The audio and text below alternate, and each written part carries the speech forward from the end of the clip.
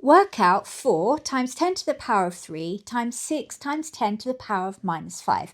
Okay, so what we're going to do, we're going to pop all of that into our calculator.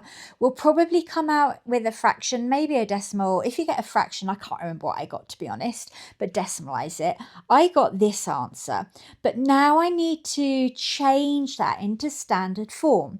Now, we know from our standard form knowledge that in standard form, the front number has to be between 1 and 10, but it can't equal 10. And it's going to be times 10 to the power of something. Okay, so this will not be 2.4 times 10 to a positive power, because we would know that 2.4 times 10 would actually be 24. So it's actually going to be a negative power. If I actually had a kind of a pretend decimal point here and I skipped it back one place, it's moving back, so it's a minus power, leaving this as our final answer. Here we have one with a division. Now we just do exactly the same as before. We type everything into our calculator exactly as we see in the question here.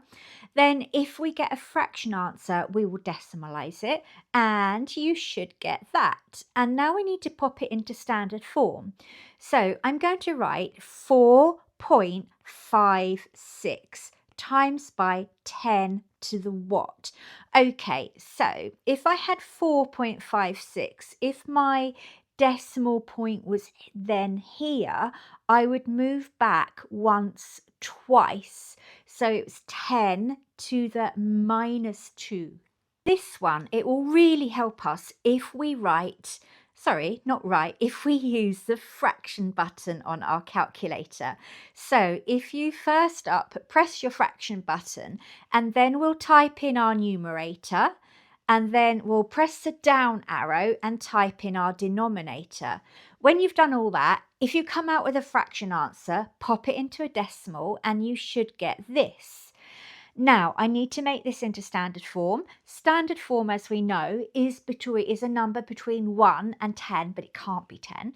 So I'm going to put 1.8 times by 10 to the what? Now, it's not going to be a positive number because my decimal number is actually here. It can't be times 10 because that 1.8 times 10 would be 18. It has to be a negative power. So how many times do I move my decimal point from here? 1, 2, 3. 1.8 times 10 to the minus 3. Once again, we will use our fraction button because we need to pop our numerator in to the top, and then when we've done that, press the down arrow to pop in our denominator. When we've done all of that, if you get a fraction answer, pop it in as a decimal, convert it to a decimal, and you will get this. 2,300,000. Now we have to convert this to standard form. So it's going to be 2.3 times 10 to the power of something. Now, at the moment, our decimal point is actually sitting here.